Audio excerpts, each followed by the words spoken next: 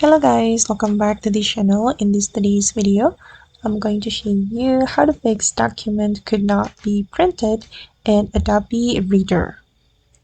Okay, let's get into it guys. First of all, I'm going to open up my PDF file.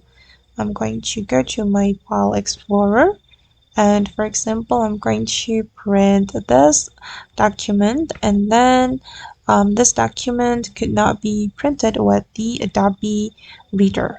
If we want to solve this problem, we can right click on our document, and then we can select open with, and we're going to open this document with any web browser on our computer, and I'm just going to choose Google Chrome.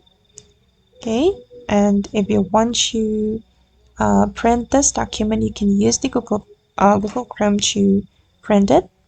You can click on this print icon like this, and then you can choose the printer device. I'm just going to choose this one and click on print. Okay guys, and that's all the way to fix document could not be printed in Adobe Reader. I hope this tutorial will be useful for you. Thank you so much for watching, and bye.